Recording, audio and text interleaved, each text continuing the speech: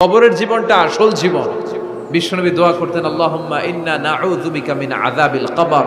আল্লাহ, আমি আপনার কাছে কবরের আযাব থেকে পানাহ চাই, কবরের আযাব থেকে বাঁচতে চাই। এই কবরের মধ্যে অনেক ফিতনা হবে, অনেক সুয়াল হবে। কবরে প্রশ্ন আছে না নাই? কথা বলেন। প্রথম প্রশ্ন জিজ্ঞেস করা হবে, মার রব্বুক, তোমার রব কে? বলেন, আমাদের রব কে? ওমা দীনুক, তোমার ধর্ম কি? বিশ্বনবীর চেহারা দেখিয়ে বলা হবে, তারিফু মান হাযার রাজুল, এই লোকটারে চিনো? আমরা কি বলবো?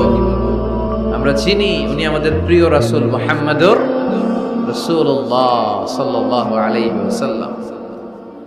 এরপরে জিজ্ঞেস করা হবে, এগুলো কোত্থেকে শিখলা? আমরা বলবো কোরআন থেকে। ফায়ুফসাহু লাহু কবরুহু ৭০ যিরাআন। সুন্দর সুন্দর উত্তর করতে পারলে আপনার কবরটারে ৭০ হাত লম্বা করে দেয়া হবে। ইফতাহু লাহু বাবুন ইলাল জান্নাহ, জান্নাতের দিকে একটা দরজা লাগিয়ে দেয়া হবে। ইউলবাসু মিন লিবাসি আহলিল জান্নাহ, জান্নাতীদের পোশাক পরিয়ে দেয়া হবে। জান্নাতের পোশাক কেমন হবে জানেন?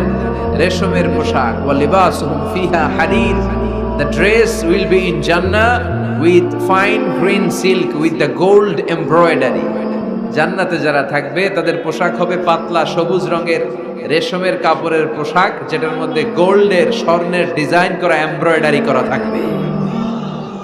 ওই পোশাক পরিয়ে দেওয়া হবে। আর বলা হবে নাম কান্নাউমিল আরুস, বাসর রাতে জামাই যেমনি আনন্দে ঘুমায় তুমিও ঘুমাও। দুনিয়াতে অনেক কষ্ট সহ্য করছো, দুনিয়াতে পুলিশের দৌড়ানি, র্যাবের দৌড়ানি, আছে না নাই? ইসলামের পক্ষে যারা কথা বলে নিজ এলাকায় পরবাসী, আছে না নাই? আহা, মামলা হামলা, ঝক্কি ঝামেলা ঝুঁকি একটার পর একটা, তার পিছু ছাড়ে না। সে ঘুমাইতেও পারে নাই, চিল্লায় বলেন ঠিক কিনা? আনন্দের ঘুম আমরা সেদিন দেব ইনশাআল্লাহ। ঘুমেন না? নাম কানাউমিল আরুস, বাসর রাতে বর যেমনি কনেকে নিয়ে ঘুমায় ঘুমাও। দুনিয়াতে ঘুমাইতে পারো না, দুনিয়াতে খালি দৌড়াইছো। কি করছো? দৌড়ানির উপরে ছিল। আজকে দৌড়ানি নাই, আজকে দৌড়ানি হবে ওই দলে। কথা কন। যারা ইসলামের পক্ষে ছিল না, আজীবন ইসলামের বাঁশ দিয়েছে, আজকে ওদেরকে বাঁশ দেওয়ার পালা। সেদিন হিসেব উল্টে যাবে। কথা বলেন। এবার ওদেরকে প্রশ্ন করা হবে, তুই ক মার রব্বুক? কয় আমি জানি না। কি জানোস? কয় কিছুই জানি না। কি যে জানি না ওইটাও জানি না। দ্বিতীয় প্রশ্ন, ওয়ামা দীনুক, তোর ধর্মের নাম কি? কয় জানি না। ফেরেশতারা কয় আর প্রশ্ন বাকি একটা, তারপরে আঙ্গ খেলা শুরু। ওমান হাযার রাজুল, do you know this person? দেখো তো এই লোকটার চিনা চিনা লাগে কিনা। কয় না, চিনি না, আমি কিচ্ছু জানি না, আমি কিচ্ছু মনে করতে পারছি না। খালি আমি মদ খাইতাম আর চিয়ার্স করতাম, এটা মনে আছে। আমি ইসলামের বিরুদ্ধে দৌড়াতাম, ইসলামের পক্ষের শক্তির উপর হামলা চালাতাম, এগুলো মনে আছে। কোরআনের বিরুদ্ধে ছিলাম, ইসলামের বিরুদ্ধে ছিলাম, বিশ্বনবীর বিরুদ্ধে ছিলাম। বিশ্বনবীর বিরুদ্ধে আমি বিষোদাগার করতাম, ইসলামের বিরুদ্ধে আমি জনপ্রচারণা চালাতাম। আজীবন আমার জীবনটারে আমি কাটিয়েছি ইসলামের বিপক্ষে। সুদ, ঘুষ, দুর্নীতি, যৌতুক, মদ ছিল আমার নিত্য সঙ্গী। আমি কিচ্ছু মনে করতে পারছি না, আমার ধর্ম নাই, আমার কিছুই মনে নাই। ফেরেশতারা বলবে ঠিক আছে, এবার আঙ্গ খেলা শুরু। ফায়ুতরাকু বিমাতারিকা মিন হাদিদ, লোহার হাতুড়ি দিয়ে এবার ওর পিটানো শুরু হবে। পিটাতে পিটাতে ওর গায়ের গোশত আর মাসেলগুলো থেতলে ফেলা হবে। ইয়াকালু লিল আরদি ইলতাইমি, জমিনকে বলা হবে চাপ দাও। ফাতাখতালিফা আদলাউ, ওয়াল আয়াযু বিল্লাহ। কবরের এক পাশের মাটি আরেক পাশের মাটি এমন ভাবে চাপ দিবে, ডান পাশের পাঁজরের হাড় বাম দিকে ঢুকে যাবে, বাম দিকের হাড্ডি ডান পাশে এসে যাবে। ওর চিৎকারে পুরো কবরস্থানটা থারথার করে কাঁপবে। ওরে বাঁচানোর তখন কেউ থাকবে না।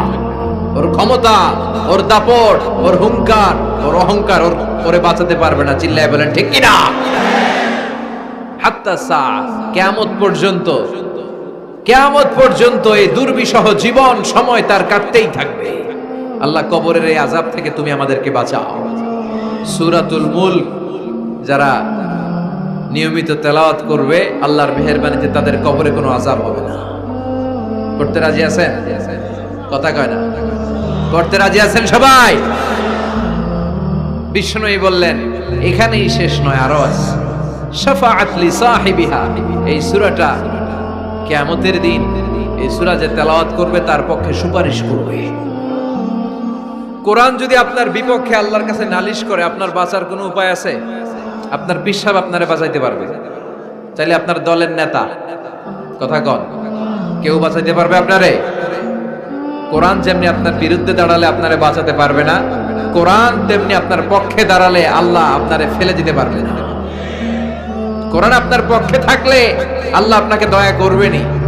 বিশ্বনবী বলেছেন, ইকরাউল কুরআন ফাইন্নাহু ইয়াতি ইয়াউমাল কিয়ামাতি শাফিআন লিআসহাবি। কোরআন তেলাওয়াত করো, কেননা কোরআনের তেলাওয়াত এটা কিয়ামতের দিন তোমার জন্য সুপারিশ হয়ে দাঁড়াবে। এজন্য বিশ্বনবী বললেন, যে ব্যক্তি সূরাতুল মুলক নিয়মিত তেলাওয়াত করবে, এই সূরাটা কিয়ামতের দিন ওই তেলাওয়াতকারীর জন্য আল্লাহর কাছে সুপারিশ করবে। এখানেই শেষ নয়, বিশ্বনবী বললেন, খাসামাত আন সাহিবিহা, এই সূরা যে তেলাওয়াত করবে তার পক্ষে আল্লাহর সাথে এই সূরাটা দাঁড়িয়ে তার পক্ষ নিয়ে আল্লাহর সাথে তর্ক করবে, ঝগড়া করবে। আল্লাহ তুমি ওরে জান্নাত দিবা না কেন?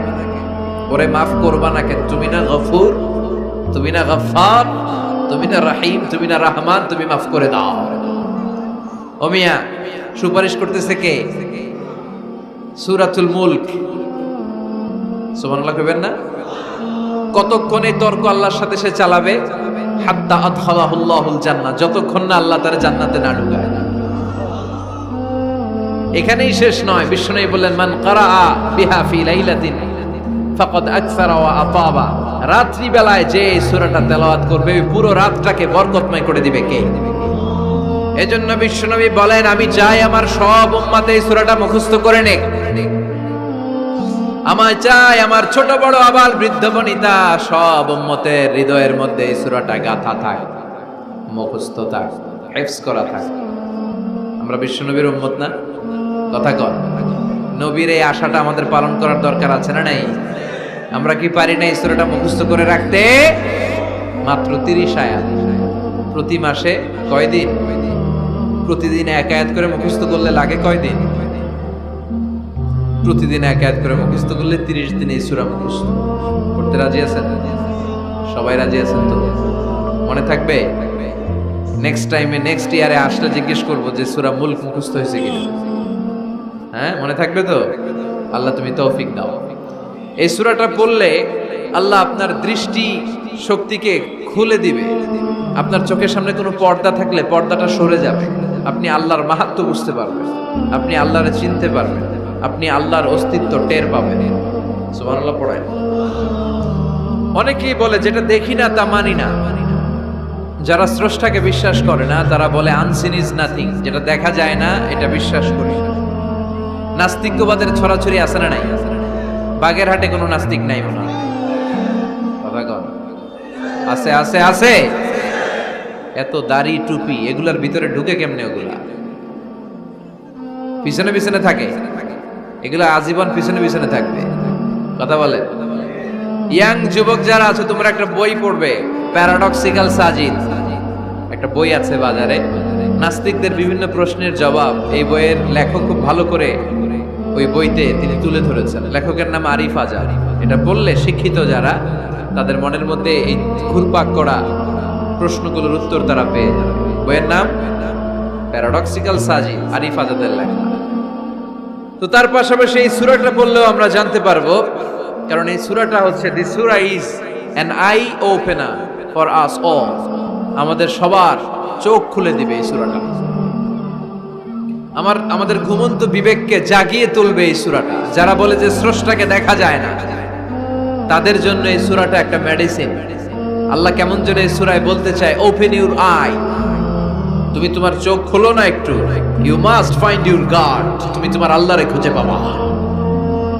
আপনি আকাশের দিকে তাকান, বাতাসের দিকে তাকান, জমিনের দিকে তাকান, আল্লাহরে খুঁজে পাবেন। সাইয়েদনা ইব্রাহিম তারার দিকে তাকালেন, বললেন মনে হয় এটাই আমার রব। পরে দেখে তারা নাই, কয় না না, আমার রব তো আমার ছেড়ে চলে যেতে পারে না।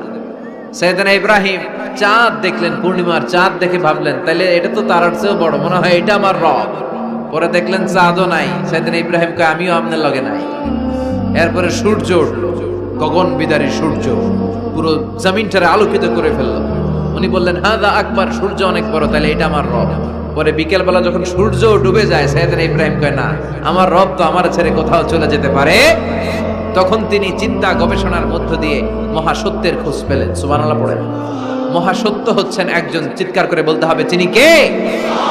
সে আল্লাহ বলে, গোলাম, আমার অস্তিত্ব অনুভব করার জন্য তোমাকে ডজন ডজন বই পড়া লাগবে না, ডক্টরের ডিগ্রি লাগবে না।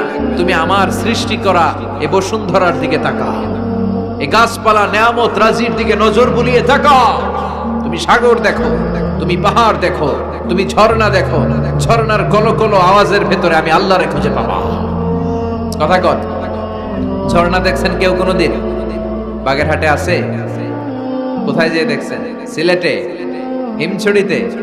আহা, ঝর্ণার সামনে দাঁড়ালে বোঝাই যায় একজন এটাকে নিয়ন্ত্রণ করছে, একজন আছে, একজন থাকা লাগবে, একজন থাকা চাই, যাকে ছাড়া মহাবিশ্ব এত সুন্দরভাবে চলতে পারে না। সাগরের দিকে তাকান। কক্সবাজারে গেছেন আপনারা? আহা, কি ক্ষুদ্র আমি, কি তুচ্ছ আমি, কি নগণ্য আমি। যখন আমার অলমোস্ট প্রতি সপ্তাহে কক্সবাজারে ফ্লাইট থাকে, আমার কক্সবাজারে অনেক প্রোগ্রাম থাকলে আমি বিকেলে আগে সাগরের সামনে চলে যাই, নিজে যে কত ছোট এটা দেখার জন্য। বঙ্গোপসাগরের সামনে দাঁড়ালে আয়রে নিজের কি ইয়াতিম লাগে, কি ছোট্ট আমি, কি সাগরের গর্জন। হিমছড়িতে যখন যাই, সিলেটের মাধবকুণ্ডে যখন যাই, মালয়েশিয়াতে মাঝে মাঝে যাই, ক্যামেরন হাইল্যান্ডে কিছু ওয়াটারফল আছে। আল্লাহু আকবার। এই ঝর্ণার আওয়াজের মধ্যে মনে হয় যেন আল্লাহর জিকির শোনা যায়, ঠিক কিনা? ঝর্ণা ঝর্ণা ঝর্ণা রে, বলনা বলনা বলনা রে, কার বিরহে পাগল পাড়া তুই, কার মিলনে ফুল ফসলে ভরার তোর দুকুল বই, কার মিলনে ফুল ফসলে ভরার তোর দুকুল বই। ঝর্ণা ঝর্ণা ঝর্ণা রে, বলনা বলনা বলনা রে, কার বিরহে পাগল পাড়া তুই। সুবহানাল্লাহ পড়ে। ঝর্ণার দিকে তাকালে, আকাশের দিকে তাকালে, বাতাসের দিকে তাকালে আকাশের রব আল্লাহর অস্তিত্ব সেইখানে আছে না নাই? চিল্লায় বলেন আছে না নাই? এই জন্য নাস্তিকদের যুক্তিগুলো খোড়া যুক্তি। তারা বলে আনসিন ইজ নাথিং, যেটা দেখি না ওইটা মানি না। এরকম কিছু গাধা আছে না নাই? হাদারা উল্লুক্কা পাঠা, যেটা দেখি না ওইটা মানি না। আচ্ছা বলেন তো, আমরা কোনোদিন আমেরিকা দেখছি সরাসরি? কথা কয় না। টিভিতে দেখছি, বইতে দেখছি আমেরিকার ছবি, কিন্তু সরাসরি এটা আমেরিকা দেখছি? তাই বলে আমরা আমেরিকা মানি না? কথা বলেন। নাস্তিক যারা কথা বলে এরা বাতাস দেখতে পায়? উত্তর দেন, বাতাস দেখা যায়? তো নাস্তিকের যারা দল, নাস্তিকের গোষ্ঠী, ওরা কি বাতাসকে মানে না? Why do you believe on that? Why do you believe on air in the atmosphere? বায়ুমণ্ডলে যে বাতাস আছে এটা কেন মানো? বাতাস তো দেখো। কে কারো যখন মাইগ্রেনের পেইন হয় মাথায়, আমার প্রচন্ড ব্যথা, আপনারা কি দেখতে পাচ্ছেন ব্যথাটা? কিন্তু মাথায় যে ব্যথা হয় এটা আপনারা মানেন না, নাস্তিকেরা মানে না। তাহলে ওদের যুক্তির কোনো গ্রাউন্ড আছে? কোনো গ্রাউন্ড নাই। যেটা দেখা যায় না এটা নাকি ওরা বিশ্বাস করে না। আল্লাহ বলেন সৃষ্টির দিকে তাকা, নজর করে দেখ, আমি আল্লাহর নিদর্শন আছে। সুবহানাল্লাহ পড়েন। নাস্তিকদের কিভাবে আপনি বুঝাবেন? একটা ঘটনা বললে চমৎকার বুঝতে পারবেন। কুফা নগরীতে এক নাস্তিক ছিল, সে এরকম বলতো, যেটা দেখি না ওইটা মানি না। সবাই বলে আমাদের একজন ইমাম আছে, ওনার নাম নু'মান ইবনু সাবিত, উনি তোমারে দেখায় সারবে আল্লাহরে। সে বলে তাই, তাহলে ডাকো তো, তার সাথে আমি তর্ক করব। অ্যাপয়েন্টমেন্ট দেয়া হলো জুমার পরে, ঠিক ভর দুপুরে 2টায়। নু'মান ইবনু সাবিত ওনার আসল নাম, ওনার লকব হচ্ছে আবু হানিফা। ইমাম আবু হানিফারে ছিলেন না? ইমাম আল আযম। উনি আল্লাহর পক্ষে নাস্তিকের সাথে লড়বেন, আর নাস্তিক আল্লাহর বিপক্ষে লড়বে। সময় দেয়া হয়েছে জুমার সালাতের পর ভর দুপুরে 2টা। ঠিক সময় নাস্তিক এসেছে, হাজার হাজার মানুষ এসেছে, আসে নাই ইমাম আবু হানিফা। নাস্তিক তো রেগে মেগে আগুন, আমারে সময় দিয়ে উনি আসে নাই কেন? আসে না কেন? আধা ঘন্টা, 1 ঘন্টা, 1.5 ঘন্টা চলে যায়, আসে না। প্রায় 2 ঘন্টা পরে ইমাম আবু হানিফা দৌড়ে দৌড়ে আসলেন। নাস্তিক বলে আপনার তো সময়ের কোনো জ্ঞানই নাই, আপনার সাথে কোনো তর্ক চলবে না। ইমাম আবু হানিফা বললেন ইনদি উযর, আই হ্যাভ অ্যান এক্সকিউজ, আমার একটা এক্সকিউজ আছে। কি এক্সকিউজ? সাইয়েদনা ইমাম আবু হানিফা বললেন আমি যখন ঘর থেকে বের হই, এই পথে আসার সময় আমাকে একটা নদী পার হতে হয়। কি পার হতে হয়? আজকে যে দেখি নদীর সামনে কোনো নৌকা নাই, মানুষ নাই, কেউ নাই, কেউ নাই। হঠাৎ দেখলাম নদীর পাশে বিশাল একটা বড় গাছ। গাছটা এমনি এমনি দুই ভাগ হয়ে গেল। গাছ থেকে এমনি এমনি কাঠ আর তক্তা বের হয়ে গেল। তক্তাগুলো এমনি এমনি জোড়া লেগে নৌকা হয়ে গেল। ওই নৌকা এমনি এমনি নদীর মাঝখানে এসে পড়লো, আর আমি উঠে বসলাম। মাঝি ছাড়া, লগি বৈঠা ছাড়া নৌকা আমারে এক টান মেরে নদীর ওপার নিয়ে গেল। এই কাজগুলো হতে হতে 2 ঘন্টা লেগে গেছে। কয় ঘন্টা? নাস্তিক কয় তবে ইমামের মাথা খারাপ। নাস্তিক কি বলে? তোদের ইমামের মাথায় সমস্যা। ইমাম আবু হানিফা বললেন, আপনি এই কথা বললেন কেন? আমার মাথা ঠিকই আছে, আপনি আমার গালি দেন কেন? নাস্তিক বলে, এমনি এমনি গাছ ভেঙে 2 ভাগ হয় নাকি? এমনি এমনি করাত ছাড়া গাছ কেটে তক্তা বানানো যায় নাকি? এমনি এমনি মিস্ত্রি ছাড়া তক্তা লাগিয়ে নৌকা হয়? এমনি এমনি মাঝি ছাড়া নৌকা চলে নাকি? সাইয়েদানা ইমাম আবু হানিফা বললেন, এই তো আপনি লাইনে চলে আসছেন, এখন আপনারে বুঝাইতে খুব সুবিধা হবে। এমনি এমনি নৌকা হয় না, তক্তা হয় না, এমনি এমনি গাছ কেটে 2 ভাগ হয় না, তাহলে আকাশটা কেমন করে এমনি এমনি হলো? এই জমিনটা কেমন করে এমনি এমনি হলো? দ্বিপ্রহরের জলজলের সূর্যটা কেমন করে প্রতিদিন দিনক্ষণ টাইম ঠিক করে সকালে পূর্ব দিক থেকে উঠে পশ্চিম দিকে ডুবে যায়? কেমন করে আকাশ থেকে বৃষ্টি নামে এমনি এমনি? কেউ যদি এটা না করে এমনি এমনি কেমন করে পৃথিবী সৃষ্টি হয়? নাস্তিকের ঘুমন্ত বিবেক এবার জাগ্রত হয়েছে। এবার সে চোখ মেলে তাকিয়েছে। সেজন্য এই পৃথিবীতে এখন নতুন এসেছে, সে নতুন করে আবার পৃথিবী দেখতে লাগলো। তাই তো? সুবহানাল্লাহ কইবেন না? তাই তো? এমনি এমনি তো কিছু হতে পারে না। There should be someone who is controlling everything. একজনকে থাকাই লাগবে যিনি মহাবিশ্ব নিয়ন্ত্রণ করছে। চিল্লায় বলেন, যিনি কে? নাস্তিক অবাক, তাই তো, আসলেই তো আমি একটা বোকা, আসলে আমি হাদারাম, আমি তো এইভাবে কখনো ভাবি নাই। ও ইমাম, আপনাকে শুকরিয়া, আপনার হাত দেন, আপনার হাতে চুমু খাই, আপনার হাতে হাত রেখে আমি শাহাদা বাক্য পাঠ করতে চাই, আপনি আমারে পড়িয়ে দেন লা ইলাহা ইল্লাল্লাহ মুহাম্মাদুর রাসূলুল্লাহ। কালিমা পড়ে মুসলমান হয়ে গেলেন। আল্লাহু আকবার। এজন্য নাস্তিকদের সাথে ওয়াজাদিলহুম বিল্লাতি হিয়া আহসান, হিকমতের সাথে কথা বলতে হবে। প্রজ্ঞার সাথে যদি আপনি একটা ভ্যালিড গ্রাউন্ড উপস্থাপন করতে পারেন, নাস্তিকরা আপনার সামনে দাঁড়াতে পারবে না। চিল্লায় বলেন ঠিক কিনা? এই নাস্তিকদের জন্য অনেক দিক নির্দেশনা, ডোজ, মেডিসিন আল্লাহ সূরার ভেতরে দিয়েছেন। সূরাটার নাম সবাই বলতে হবে। সবাই বলেন। সবাই কইছেন? সূরার নাম সূরা মুলক। চিল্লায় বলেন কি নাম? সূরাতুল মুলক। আল্লাহ শুরু করছেন, তাবারাকাল্লাযী বিয়াদিহিল মুলকু ওয়া হুয়া আলা কুল্লি শাইইন কাদির। সুবহান সেই সত্তা যার হাতে ক্ষমতা, আর তিনি সব বিষয়ের উপরে ক্ষমতাবান। পড়েন সুবহানাল্লাহ। তাবারাকাল্লাযী, সুবহান সেই সত্তা, বিয়াদিহিল মুলকু, যার হাতে সব ক্ষমতা, ওয়া হুয়া, আর যিনি আলা কুল্লি শাইইন কাদির, সব বিষয়ে ক্ষমতাবান। তিনি কে? বিয়াদিহিল মুলকু, তার হাতে ক্ষমতা। চিল্লায় বলেন তো কার হাতে? নাকি আপনাদের হাতে? মাননীয় প্রধানমন্ত্রীর হাতে? আস্তে আস্তে যাও, তুমি তো পুরো মাইক নাড়ায় ফেলতেছ। ক্ষমতা কার হাতে? নাকি প্রধানমন্ত্রীর হাতে? র্যাবের প্রধানের হাতে? পুলিশ প্রধান? ডোনাল্ড ট্রাম্পের হাতে? ভ্লাদিমির পুতিনের হাতে? নরেন্দ্র মোদির হাতে? কার হাতে? জোরে বলেন। বিশ্বাস হয়? কিন্তু আমরা কিন্তু প্রায়শই বলি সকল ক্ষমতার উৎস জনগণ। এভাবে রাষ্ট্রীয়ভাবে কিছু কুফরি আমাদেরকে শিক্ষা দেওয়া হয়। চিল্লা এখন ঠিক কিনা? এটা রাষ্ট্রীয় কুফরি। সকল ক্ষমতার উৎস জনগণ নয়, সকল ক্ষমতার উৎস একজন। চিল্লায় বলেন যিনি কে? আপনি নিজের একটু নিজের জিজ্ঞেস করেন তো যে আপনার ক্যাপাসিটি কতটুকু? আমার ক্যাপাসিটি আসলে কতটুকু? আমি আসলে কতদূর করতে পারি? কতদূর ক্ষমতা আমার আছে? একটু জিজ্ঞেস করে দেখেন। ডায়রিয়া যাদের হয়, 5 বার 7 বার 10 বার যদি টয়লেটে যাওয়া লাগে, ওর চেহারার দিকে আর তাকানো যায়?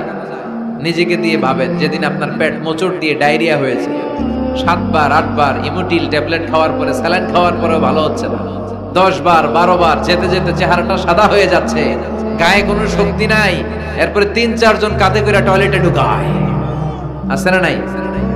10 বার 12 বার টয়লেটে গেলে আর কোনো শক্তি নাই, কই আই মরি যাইও, আই আর হাইতান না রে, মাফ করে দে, এরকম হয় না? তখন ভয় লাগে, মনে হয় যে আমি আসলেই মরে যাব, সবার কাছে বিদায় নেয়, আমারে মাফ করে দাও, আমি হয়তো বাঁচবো না। কত লিমিটেড পাওয়ার আমাদের, কত দুর্বল। 5 বার টয়লেটে গেলে চেহারার দিকে তাকানো যায় না, চেহারা বেশকি মেরে থাকে এমনি। সে নাকি ক্ষমতার মালিক। আল্লাহ বলেন ওয়া খুলিকাল ইনসানু দাঈফা, তোদেরকে আমি দুর্বল করে বানিয়েছি। শুধু আমরাই দুর্বল না, আমি দুর্বল, আমার বাপ দুর্বল, আমার দাদা দুর্বল, আমার 14 গোষ্ঠী দুর্বল। আমরা দুর্বলের ঘরের দুর্বল। সবল হচ্ছে একজন, তিনি কে? এজন্য সকল ক্ষমতার উৎস কোন দৃষ্টিতে, কোন যুক্তিতেই টিকে না যে সকল ক্ষমতার উৎস নাকি মানুষ। এই কথাটা যুক্তির আলোকে টিকে? সকল ক্ষমতার উৎস কে? কি ক্ষমতা আছে আমাদের? কোনো ক্ষমতাই নাই। আজকে কেউ যদি পেছন থেকে চিৎকার দিয়ে বলে হুজুর প্যান্ডেলে সাপ, মজা করে বলছে, এতে অনেকে খুঁজতেছে কই সাপ, কই সাপ। দেখছেন ক্ষমতার মালিক নাকি আমরা? আর আসলেই যদি 3-4টা সাপ ফস করে এদিক দিয়ে ফানা তুলতো, black mamba, king cobra, python, হ্যাঁ, এই সাপগুলো যদি ফস করে এখানে ঢুকতো, আপনাদেরকে খুঁজে পাওয়া যেত? এতক্ষণ স্লোগান চলে, এখন দৌড়। আছে না নাই? সাপ বাদ দেন, ভাউয়া ব্যাং চিনেন? অথবা কোলা ব্যাং? বাগেরহাটে কি বলে, কি করে? খালি লাফায়। 10টা ভাউয়া ব্যাং, 2টা স্টেজে আর 8টা প্যান্ডেলে ছেড়ে দেওয়া হলো, অবস্থাটা কি হবে জানেন? ভাউয়া ব্যাং আর কি লাভ দিবে? এর চেয়ে বড় লাভ দিবেন আপনারা, এর চেয়ে বড় লাফাইতে লাফাইতে আমরা ভাগবো। এই হচ্ছে আমাদের অবস্থা। নিজেকে একটু জিজ্ঞেস করেন যে how much capacity I belong, কতটুকু ক্ষমতা আমার আছে। আহা, মাঝে মাঝে বাসে যখন আমরা চড়ি, পেশাব চাপে না? কথা বুঝতেছে না বোধহয়। আমরা বাসে করে সফরে যাচ্ছি, পেশাব চাপে না? চাপে। ড্রাইভাররে অনুরোধ করার পরে ড্রাইভার বলে এই বাসের নিয়ম হচ্ছে ঢাকা টু কক্সবাজারে থামবে একবার। কয়বার? আরো 20 কিলোমিটার পরে ওইখানে থামানো হবে। ওই বেটার যান যায় যায় পেশাবের চাপে। এরকম পরিস্থিতিতে আমরাও জীবনে কালে ভদ্রে 2-1 বার পড়েছি কিনা? ওই সময়ের কথাটা একটু খেয়াল করেন যে আপনার কি অবস্থা হয়েছিল তখন। সে নাকি ক্ষমতার মালিক, সে নাকি সকল ক্ষমতার উৎস, যার 10 মিনিটের পেশাব আটকে রাখার ক্ষমতা তার থাকে না। এজন্য মানুষ কখনো ক্ষমতার উৎস হতে পারে না। চিৎকার করে বলতে হবে সকল ক্ষমতার উৎস কে? কি দুর্বল আমরা। মশা কামড়াইলে মশারে ধরতে পারি না, মারতে পারি না, দৌড়। মশা ওইরা কই চলে যায় খুঁজেও পাই না। কুত্তা এম করে কামড়াইলে আমরা কুত্তারে কামড়াইতেও পারি না। কথা বলেন, অসহায় হয়ে তাকিয়ে থাকি। আহা, কি দুর্বল আমরা, কি দুর্বল। কোনো ক্ষমতা নাই। তুফান, ঝড়, জলোচ্ছ্বাস, ভূমিকম্প হলে টের পাওয়া যায় আমরা কত দুর্বল। বাগেরহাটে মনে ভূমিকম্প হয় না? হয়। মাঝে মাঝে মাঝরাতে 3টায় 4টায় ভূমিকম্প হয় না? লোকজন দৌড়, কেউ লুঙ্গি সহ দৌড়, কেউ লুঙ্গি থুইয়া দৌড়, কারণ আগে জান বাঁচাতে হবে, এটা ফরজ। কি বিপদে আমরা পড়ে যাই। দৌড়। দুধের বাচ্চাটা পড়ে থাকে, ওরে কোলে নিয়ে দৌড় দিব, নাকি স্ত্রীকে ডাকবো, নাকি ভাড়াটিয়াদেরকে উঠাবো, নাকি ছাদ থেকে নিজেই লাফ দেব? ভূমিকম্প যখন শুরু হয়, আমেরিকায় যখন ভূমিকম্প শুরু হয়, ডোনাল্ড ট্রাম্প যে বিল্ডিং এ থাকে, ডোনাল্ড ট্রাম্প মনে হয় দৌড় দেন। কথা বলেন। আমাদের প্রধানমন্ত্রী যে বিল্ডিং এ থাকে, ওই বিল্ডিং এ যদি ভূমিকম্প হয়, কথা কন। আমি কই নাই কিন্তু, আপনারা কইছেন দৌড়। বাঁচার জন্য দৌড় দিতে হয়। আমি একটা ভিডিও দেখেছি, একটা টেলিভিশন প্রোগ্রামে, লাইভ প্রোগ্রাম চলছিল, সরাসরি সম্প্রচার। লাইভ বুঝেন? সরাসরি সম্প্রচারের প্রোগ্রাম। তো লাইভ প্রোগ্রাম, উপস্থাপক বসে আছে এদিকে, এদিকে অতিথিরা। ইন দ্য মিন টাইম শুরু হয়েছে ভূমিকম্প। উপস্থাপক মাইক থুইয়া দই, অতিথিরা ওঠে নাই, অতিথিরা বৈশা আছে, কারণ মেকআপ টেকআপ সব শেষ, ক্যামেরা রেডি। একটু পরে ভূমিকম্প আরো বেড়ে গেল, এবার অতিথিরাও দৌড়। আহা, কি অসহায়, কি দুর্বল। ভূমিকম্প যখন শুরু হয় মানুষগুলো খালি দৌড়ায়, খোলা মাঠে যেতে চায়, বিল্ডিং টাওয়ার গুলো যেন গায়ের উপর থপাস করে না পড়ে বাঁচতে চায়। কি চায়? বাঁচতে চায়। যার বাঁচার জন্য লড়াই, ও নাকি ক্ষমতার মালিক। এটা বিশ্বাস করবে কেউ? কক্সবাজারে যখন তুফান শুরু হয়, জলোচ্ছ্বাস শুরু হয়, ওখানে একটা দ্বীপ আছে, পাহাড়ি দ্বীপ, নাম মহেশখালী। ওইখানে বৌদ্ধদের স্বর্ণ মন্দির আছে।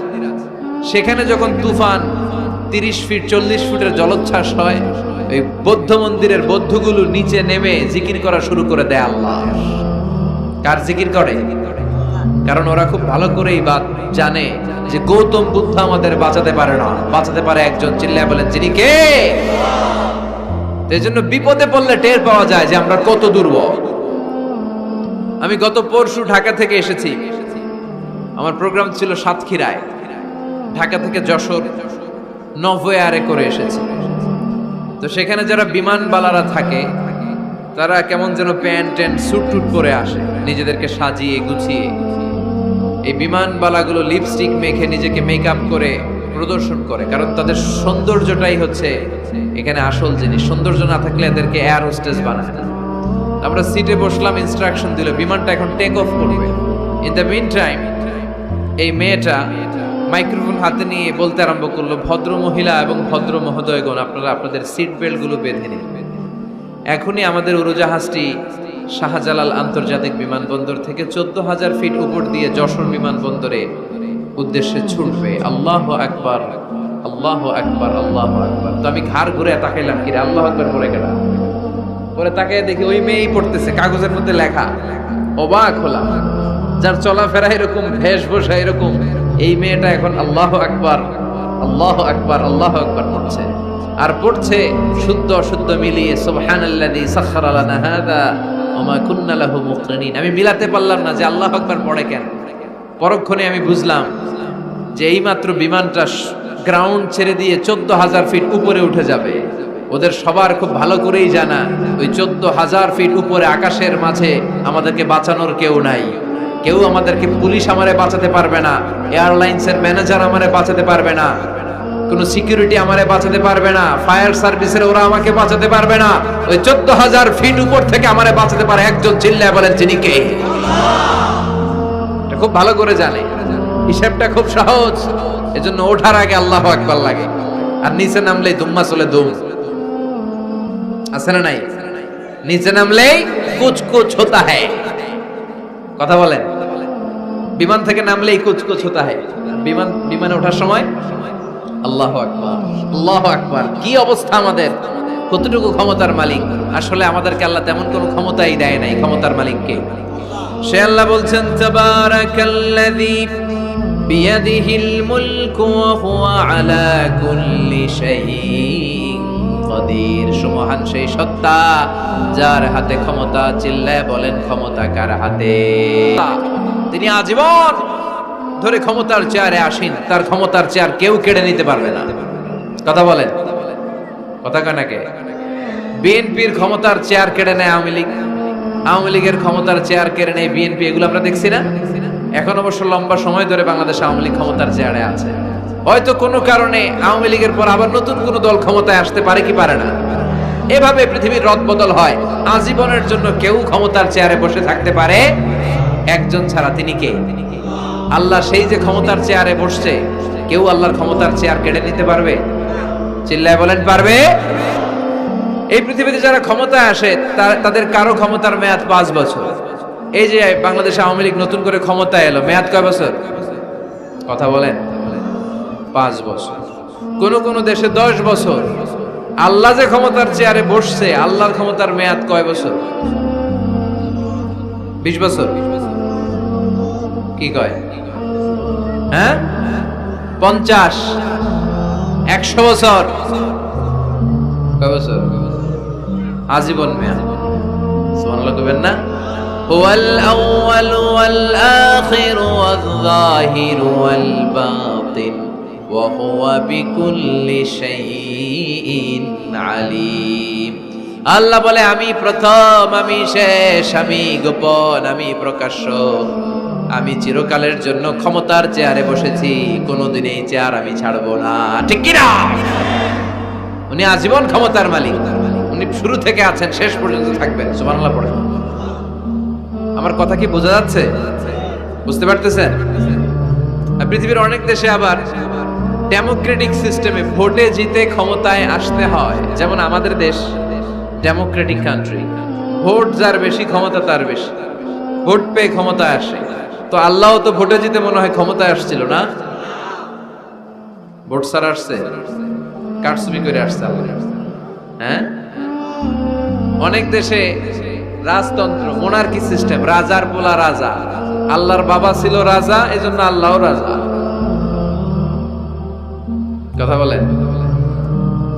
আল্লাহ বলে না, ভোটে জিতে আমার ক্ষমতার চেয়ারে বসা লাগে নাই, আমার বাবা নাই, আমার ছেলে নাই, আমার কেউ নাই, আমি একাই সব ক্ষমতার মালিক, আমি চিরকালের জন্যই ক্ষমতার চেয়ারে বসা। চিরকাল, আজীবন তিনি ক্ষমতার চেয়ারে থাকবেন। আবার অনেক সময় দেখা যায় ক্ষমতায় যেতে হলে অন্যান্য পার্টির সাথে কোয়ালিশনে যেতে হয়, শরিক বানাতে হয়। আল্লাহর ক্ষমতায় তো শরিক আছে না? আছে। আল্লাহ বলেন ওয়ালাম ইয়াকুল্লাহু শারীকুন ফিল মুলক, আমার ক্ষমতায় কোনো পার্টনার নাই, কোনো শরিক নাই। তোদের মতো আমি কারোর সাথে জোট করি নাই, জোট ছাড়া, শরিক ছাড়া, কোয়ালিশন ছাড়া আমি ক্ষমতার চেয়ারে বসা। আজীবন আমার ক্ষমতার মেয়াদ, কেউ আমার ক্ষমতার চেয়ার থেকে নামাতে পারবে না। পৃথিবীর অনেক দেশের এরকম নমুনা আমরা জানি, আন্দোলন করে সরকারকে ক্ষমতার চেয়ার থেকে নামানো হয়, আছে না নাই? গণ অভ্যুত্থান করে চেয়ার উল্টে দেওয়া হয়, মিলিটারি কু হয়, ক্ষমতার চেয়ারে আর থাকা যায় না। তো আমরাও যদি সবাই মিলে একটা আন্দোলনে নামি, তাহলে আল্লাহর ক্ষমতা শেষ। কি বলেন? আমরা 700 কোটি মানুষ, আমাদের সাথে পারবে আল্লাহ? 700 কোটি মানুষ আন্দোলন করলেও আল্লাহর নামাতে পারবে না? বুঝে শুনে উত্তর দিয়েন। 700 কোটি কিন্তু পারবে? পারবে? আচ্ছা, জিন জাতিরা যদি বলে, জিনেরা তো আমাদের চেয়েও পাওয়ারফুল, তারা যদি বলে ও মানব জাতি আমরাও তোদের সাথে আছি, আল্লাহরে মানি না, মানুষ জিন ভাই ভাই, আল্লাহর আর রক্ষা নাই, তাহলে আল্লাহর ক্ষমতা শেষ? তাও না, কি বলে, এগুলো বলে কি? আচ্ছা, ফেরেশতারাও যদি বলে যে আমরাও আল্লাহরে আর মানছি না, আমরা জিনেরা মানুষেরা 3 দলীয় জোট, 3 দলীয় জোট হলেও পারবে না। আল্লাহ বলে গোটা বিশ্বের সবাই মিলে যদি আমার বিরুদ্ধে আন্দোলনে লেগে যাস, আমার ক্ষমতার 1 ইঞ্চিও কমাতে পারবি না। এজন্য রাব্বুল আলামিন বলেন তাবারাকাল্লাযী বিয়াদিহিল মুলকু ওয়া হুয়া আলা কুল্লি শাইইন কাদির। সুমহান সেই সত্তা যার হাতে ক্ষমতা, ক্ষমতা কার হাতে? ওয়া হুয়া আলা কুল্লি শাইইন কাদির, তিনি সব বিষয়ের উপর ক্ষমতাবান। তিনি কে? তিনি চাইলে পাহাড়কে দরিয়া করতে পারে, তিনি চাইলে দরিয়াকে পাহাড় করতে পারে, তিনি চাইলে ধনীকে গরিব করতে পারে, গরিবকে ধনী করতে পারে, তিনি চাইলে সম্মানিতরে অপমানিত করতে পারে, আবার চাইলে অপমানিতরে সম্মানিত করতে পারে। তিনি কে? ফাআলুল লিমা ইউরিদ, তিনি যা ইচ্ছা তাই করতে পারেন, তার কাছ থেকে জবাবদিহিতা করার কেউ নাই, তিনি সবার কাছে জবাবদিহি চায়। চিল্লায় এখন ঠিক কিনা? সে আল্লাহ বললেন সুমহান সত্তা যার হাতে ক্ষমতা, তিনি সব বিষয়ের উপর ক্ষমতাবান। এজন্য আমাদের মনে রাখতে হবে আমাদের কোনো ক্ষমতা নাই, ক্ষমতার মালিক কে? আর কোনদিন বাগেরহাটের ভাইয়েরা, জনগণ সকল ক্ষমতার উৎস, এই কথা বলবেন? মনে থাকবে? তাহলে আওয়াজ করে বলেন তো, সকল ক্ষমতার উৎস কে? আল্লাহ। সব কিছু করতে পারে কে? সব ক্ষমতার মালিক আল্লাহ। অনেক কথা আল্লাহ 30 আয়াতে বললেন, কয়টা বলবো? কিছু দূর যে আল্লাহ বলা শুরু করলেন ওয়ালাকাদ যায়্যানাস সামাআদ দুনিয়া বিমাসাবিহা ওয়া জাআলনাহা রুজুমান লিশ-শায়াতিন। সুবহানাল্লাহ পড়েন। আল্লাহ বললেন আমি নিকটবর্তী আকাশটারে তারা দিয়ে, আলো দিয়ে, মোমবাতি দিয়ে আলোকিত করেছি। I have beautified the closer sky with light and candles. আমি তারা দিয়ে নিচের আকাশটাকে সুশোভিত করেছি। তারা দিয়ে আমাদের আকাশটারে, মহাশূন্যটারে সুশোভিত করেছে কে? তারা চেনেন? চেনেন না? খালি আকাশের দিকে রাতে তাকালে কি দেখা যায়? তারা। রাতের বেলা তারার বেলা। এখন তো লাইটিং ফাইটিং এর যুগ, তারা চেনা যায় না। আগের লোকেরা তারা না দেখে কিছু করতে পারতো না। আগের মুরব্বীরা তারা দেখলেই বুঝতো কয়টা বাজে, ঘড়ি লাগতো না। আগের নাবিকেরা তারা দেখে তারা রাত কয়টা বাজে নির্ধারণ করে ফেলতো। সুবহানাল্লাহ পড়েন। কত ধরনের তারা আছে। শুক তারা নাম শুনছেন? ধ্রুব তারা শুনেছেন? সপ্তর্ষি মণ্ডল একটা আছে, অনেকে তারা চিনে না। কোটি কোটি কোটি কোটি 7টা তারা একসাথে দেখবেন, এটার বলে সপ্তর্ষি মণ্ডল। আল্লাহ বলে এই তারা দিয়ে আমি আকাশটারে সুশোভিত করেছি। এই তারাগুলো কিন্তু প্রথম আকাশে না, এই তারাগুলো প্রথম আকাশের মহাশূন্যে অবস্থিত। আমরা খালি চোখে যা দেখি এটা আকাশ নয়, এটা মহাশূন্য। এটা কি? বাগেরহাটের ভাইরা উত্তর করেন, এটা কি? এই মহাশূন্যের অনেক অনেক অনেক অনেক অনেক উপরে আকাশ। ওই আকাশ যে কত উপরে এটা নাসার বিজ্ঞানীরাও জানে না। শুরুতে আমরা দেখতে পাই প্রথম আকাশের মহাশূন্য, এর অনেক উপরে প্রথম আকাশ। তারপরে শুরু হয় দ্বিতীয় আকাশের মহাশূন্য, তার অনেক উপরে দ্বিতীয় আকাশ। তারপরে তৃতীয় আকাশের মহাশূন্য, তারপরে তৃতীয় আকাশ। এভাবে একটার চেয়ে আরেকটা বড়, একটার চেয়ে আরেকটা বড়। দ্বিতীয় আকাশের তুলনায় প্রথম আকাশটা কত ছোট শুনতে চান? আপনার হাতের আংটিটা যদি আপনি সাহারা মরুভূমিতে ছুঁড়ে ফেলে দেন, পৃথিবীর সবচেয়ে বড় মরুভূমির নাম কি জানেন? সাহারা মরুভূমি। এই সাহারা মরুভূমিতে আপনার হাতের আংটি ছুঁড়ে ফেলে দিলে পুরো মরুভূমির তুলনায় আপনার হাতের আংটি যত ছোট, আল্লাহর দ্বিতীয় আকাশের তুলনায় আল্লাহর প্রথম আকাশটা ঠিক তত ছোট। একটার চেয়ে একটা বড়। তারপর আমরা নিজের বড় বড় করে দাবি করি। এই যে আজকের প্যান্ডেলে এত মানুষের সমারোহ হয়েছে, তাকালে মনে হয় না যে কত বিশাল জায়গা? কথা বলেন, বিশাল মনে হয় না? পিল জঙ্গ এইটার যদি এত বড় মনে হয়, তাহলে পিল জঙ্গটা কত বড়? হ্যাঁ, আরো। এইটার চেয়ে নিশ্চয়ই বাগেরহাট বড়। কথা কয় না? বাগেরহাটের চেয়ে নিশ্চয়ই পুরো বাংলাদেশটা বড়। বাগেরহাট হলো 64 জেলার এক জেলা। 64টা জেলা মিলে সুজলা সুফলা আমাদের এই বাংলাদেশ। বাংলাদেশ হচ্ছে পৃথিবীর সবচাইতে বড় দেশ। হ্যাঁ, এরা দেখি আমার সব কথার সাথে খালি দ্বিমত করে। বাংলাদেশ সবচেয়ে বড় দেশ না? কত ছোট জানেন? মানচিত্রে বাংলাদেশ লেখার জায়গাটাও আমরা পাই না। বাংলাদেশ এটা লিখতে গেলে BAN পরে ইন্ডিয়ার উপরে, GLA পরে বাংলাদেশের উপরে, আবার DESH পরে আবার ইন্ডিয়ার উপরে। আমাদের বাংলাদেশটা এত ছোট, বাংলাদেশ লেখার জায়গাটাও মানচিত্রে আমাদের জন্য নাই। এত ছোট দেশ, এত ছোট। ইন্ডিয়া প্রায় 20-25 গুণ বড় আমাদের চেয়ে। আমেরিকা, কানাডা শতগুণ বড়। রাশিয়া একটা দেশ আছে কয়েকশো গুণ বড়। এরকম 200টা বিশাল দেশ মিলে পৃথিবী, 200টা দেশ মিলে পৃথিবীর 30 ভাগ, বাকি 70 ভাগ শুধু পানি। বাকি 70 ভাগ কি? স্থল আর জল মিলে আমাদের পৃথিবী। তাহলে আজকের এই প্যান্ডেলের জায়গার তুলনায় পুরো পৃথিবীটা কত বড়? সুবহানাল্লাহ কইতে পারলেন না? তাহলে এই পৃথিবীটা আমাদের কাছে এখন পর্যন্ত যেটা আমরা আলোচনা করলাম বোঝা গেল অনেক বড়, এত বড় পৃথিবী। কিন্তু আমরা শুনতে পাই যে সূর্যটা আমরা দেখতে পাই দিনের বেলা, ওই সূর্যটা নাকি এই বিশাল পৃথিবীর চেয়ে 13 লক্ষ গুণ বড়। চিন্তা করতে পারেন? খালি তো মাথা নাড়াইতেছে। আসলে কি আমরা চিন্তা করতে পারি? 13 লক্ষটা পৃথিবী সূর্যের মধ্যে রেখে দেওয়ার জায়গা করে দিয়েছে কে? 9,30,00,000 মাইল দূরে সূর্য 8 মিনিট 18 সেকেন্ড সময় নিয়ে নেয় আলো পৌঁছাতে। এত বিশাল সূর্য। তার মানে কি সূর্যটাই সবচেয়ে বড়? এর চেয়ে অনেক বড় বড় তারা আছে। সূর্যের পরে পৃথিবীর সবচেয়ে কাছের তারার নাম প্রক্সিমা সেন্ট্রাই। গুগল করলে দেখবে যে কত তারা। এরপরে Alpha Centauri A, Alpha Centauri B, এভাবে তারা শুরু। এটা ক্যারিনা, ব্যাটেল জিউস।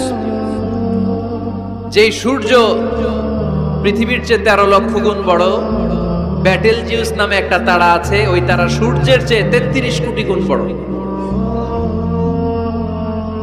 তার মানে কি ব্যাটেল জিউসই সবচেয়ে বড় তারা? এটা ছোট্ট সাইজের তারা।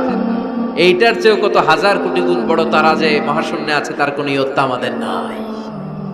এরকম হাজার হাজার million trillion zillion pillion octillion তারা মিলে আমাদের এই গ্যালাক্সিটা গঠিত। আমাদের গ্যালাক্সির নাম মিল্কি ওয়ে। আমাদের গ্যালাক্সির নাম শুনছেন না? বিজ্ঞানে আমরা পড়ছি না? আমাদের গ্যালাক্সির নাম মিল্কি ওয়ে। আমাদের গ্যালাক্সির পরে আমাদের সবচেয়ে কাছের গ্যালাক্সির নাম অ্যান্ড্রোমেডা। কি নাম? আমাদের গ্যালাক্সি থেকে অ্যান্ড্রোমেডাতে পৌঁছতে 2.5 মিলিয়ন লাইট ইয়ার লেগে যাবে যদি লাইটের গতিতে আমরা ছুটি। 2.5 মিলিয়ন লাইট ইয়ার। 1 মিলিয়নে 10 লাখ, 2.5 মিলিয়নে 25 লক্ষ লাইট ইয়ার। এই পৃথিবীতে সবচেয়ে দ্রুতগামী যে জিনিসটার আবিষ্কার হয়েছে সেটার নাম আলো। সেটার নাম সবাই বলেন। আলো সবচেয়ে দ্রুত ছোটে। কত দ্রুত জানেন? 1 সেকেন্ডে 1,86,000 মাইল বেগে ছোটে। 1 ঘন্টায় না, 1 মিনিটে না, এক সেকেন্ডে ছোটে কত দূর? আরে 1 সেকেন্ড কইতে তো 2 সেকেন্ড লাগে। 1 সেকেন্ড এটা বলতে বলতে 2 সেকেন্ড লেগে যায়, কিন্তু 1 সেকেন্ডে নাকি সে 1,86,000 মাইল দূর চলে গেছে। এই আলোর গতির গতি সম্পন্ন একটা রকেট যদি কেউ বানাতে পারে, যে রকেটটাও আলোর মতো সেকেন্ডে 1,86,000 মাইল বেগে ছুটবে, এরকম রকেট যদি বানানো যায়, তাহলে এই রকেট দিয়ে আমাদের গ্যালাক্সি থেকে আমাদের প্রতিবেশী গ্যালাক্সি অ্যান্ড্রোমেডাতে পৌঁছতে 25 লক্ষ বছর লেগে যাবে। সুবহানাল্লাহ। বাড়িতে যায় বলবেন সবাই, চিৎকার করে পড়েন আল্লাহু আকবার। সে আল্লাহ বললেন, লাকাদ যায়্যানাস সামাআদ দুনিয়া বিমাসাবিহা ওয়া জাআলনাহা রুজুমান লিশ-শায়াতিন। আমি তোমাদের জন্য দুনিয়ার আকাশটারে সুন্দর সুন্দর তারা দিয়ে সুশোভিত করেছি। এরকম বিশাল বিশাল তারা দেখতে তো মনে হয় ছোট্ট একটা ডটের মতো, না? একটা ফোঁটার মতো মনে হয় না তারাগুলা? এত বিশাল বিশাল তারা মহাশূন্যে রেখেছে কে? চিল্লায় বলেন কে? এরপরে এই সূরার মাঝামাঝি এসে আল্লাহ বললেন, হুয়াল্লাযী জাআলা লাকুমুল আরদা যালুলান ফামশু ফী মানাকিবিহা ওয়া কুলু মির রিজকি ওয়া ইলাইহিন নুশুর। আল্লাহ বলে, আমারে তোরা চিনিস না, চিনে নে। আমি হলাম এমন সত্তা, আমি তোমাদের জন্য জমিনটারে সমতল বানিয়ে দিয়েছি, তাই যেখানে মন চায় তোমরা সুন্দর করে হেঁটে হেঁটে যেতে পারো। তার মানে এই নয় যেখানে খুশি সেখানে যাবা, শেষকালে আমার দিকে ফিরে আসতে হবে, ঠিক কি না? মিনহা খালাকনাকুম ওয়া ফিহা নুঈদুকুম ওয়া মিনহা নুখরিজুকুম তারাতান উখরা। মাটি থেকে বানালাম, মাটির কবরে পাঠালাম, আবার মাটির কবর থেকে আমাদেরকে উঠাইয়া দিবে কে? আল্লাহ বললেন যালুলান, আমি জমিনকে বানিয়েছি সমতল। আরেক আয়াতে বললেন হুয়াল্লাযী জাআলা লাকুমুল আরদা ফিরাশা, আমি জমিনকে বানিয়েছি বিছানা। সমান সমান না হলে আজকের প্যান্ডেলে এত সুন্দর করে আপনারা বসতে পারতেন? কথা বলেন না? প্যান্ডেলের এদিকে উঁচা, এদিকে নিচা, এদিকে খাড়া, এদিকে তেড়া, এদিকে গর্ত, এদিকে ভাঙ্গা, এরকম হইলে আজকে প্যান্ডেলটা সমান হইতো? এই সমান করে দিছে কে? আমরা যখন বিমানে চড়ি, বিমানের জানলা দিয়ে নিচে তাকালে দেখা যায় আল্লাহ কেমন মনে হয় যে সবুজ কার্পেট বিছাই দিছে। সুবহানাল্লাহ কইতে পারলেন না? আবার আল্লাহ বলে, সবুজ কার্পেট দেখে মনে করো না যে তোমরা বেঁচে গেলা, এই সবুজ কার্পেটের ভেতরে আগুন আছে না নাই? আমরা যে পৃথিবীর উপরে লাঙ্গল দিয়ে হাল চাষ করি, গাছ লাগাই, হেঁটে চলি, এই মাটিটার নিচে আগুন আছে। কি আছে? বিশ্বাস হয় নাকি আজগুবি কথা লাগে? রূপ কথা মনে হয় না? এই পৃথিবীর মাঝখানে আছে আগুন, জ্বলন্ত আগুন। আল্লাহ কোরআনে কসম কেটেছেন, ওয়াল বাহরিল মাসজুদ, ফুটন্ত টকবকে সাগরের পানির কসম। আমেরিকান নেভাল একাডেমির সায়েন্টিস্টরা তারা হিসাব মিলাতে পারে না, সাগরের পানি দেখি ঠান্ডা, কিন্তু আল্লাহ কয় ফুটন্ত টকবকে সাগরের পানির কসম। এই গরম আল্লাহ পাইলো কই? তারা ভাবলো নিশ্চয়ই ভিতরে গরম আছে, নাইলে গরম আসলো কোত্থেকে? দেখি তো কোরআনের কথা সত্য কিনা। তারা সবসময় কৌতূহলী, এই কৌতূহলী তাদেরকে মহাবিশ্বের সুপার পাওয়ারের আসনে আসীন করেছে। আমাদের কোনো কৌতূহল নাই, আমগো আছে ফতুয়াবাজি। কথা কন, আমি তবলিগ, বাকি সব কাফের। আমি জামাত ইসলাম, বাকি সব মুনাফিক। আমি আহলে হাদিস, বাকি সব ঈমান হারাম। কথা কন, এই গুতাগুতি আছে না নাই? ফতুয়াবাজি আছে না নাই? একজনের পিছনে আরেকজন আছে না নাই? কি কারণে যে ফতুয়াবাজি করে, গীবত করে লেগে থাকে আল্লাহই জানে। এরা কি বুঝে এগুলো করে আল্লাহই জানে। খালি ফতুয়াবাজি, খালি গীবত, কেউ কারো ভালোটা দেখতে পারে না। একজন দাওয়াতি কাজ করতেছে, হকের কথা বুঝাচ্ছে, হাজার হাজার মানুষ তার স্পষ্ট ভাষা আর সহজ সাবলীল ব্যাখ্যার কারণে ইসলামের সৌন্দর্য খুঁজে পেয়েছে, কিন্তু তারেও ঠ্যাং ধরে নিচে নামাতে চায়। এটা বাংলাদেশ, এমন দেশটি কোথাও খুঁজে পাবে না কো তুমি। আহা, খালি ফতুয়াবাজি। একজন বলছিল বাংলাদেশের জাতীয় খেলা হাডুডু কেন? আরেকজন কয়ের কারণ বাংলাদেশে কেউ কারো ভালোটা সহ্য করতে পারে না। একটা উপরে উঠতে ছেলে সাইড দিয়ে ধরে ঠ্যাং ধরে টেনে নামায়। হাডুডু খেলা দেখছেন? একটা সামনে গেলে সবাইকে কাবাডি কাবাডি কাবাডি কাবাডি করে ঠ্যাং ধরে, খালি বাগেরহাটে কাবাডি নাই মনে হয়, দেখছেন কিরকম খেলে? একজন সামনে গেলে সবাই ঠ্যাং ধরে নিচে নামে। এটা এই দেশের জাতীয় খেলা। এদেশে কেউ ভালো পথে হাঁটতে চাইলে, উপরে উঠতে চাইলে, কল্যাণের পথে আগাতে চাইলে তার বিরোধী শক্তিরাও ঠ্যাং ধরে নিচে নামাবে। কেউ কারো ভালোটা সহ্য করতে পারে। আর ফতুয়াবাজি, তুই কাফের, তুই মুনাফিক, তুই মুশরিক, তোর দাদা কাফের, তোর শ্বশুর কাফের, তোর বেয়াই কাফের। ওই কাফের বেয়াই মারা গেলে ওরে যেখানে কবর দেয়া হবে, ওই কবরের উপরে যে ঘাস উঠবে, ওই ঘাস যে গরু খাবে, ওই গরুর যে দুধ খাবে, ও কাফের। কথা কন, খালি ফতুয়াবাজি। এই ফতুয়াবাজি থেকে আল্লাহ তুমি আমাদেরকে বাঁচাও।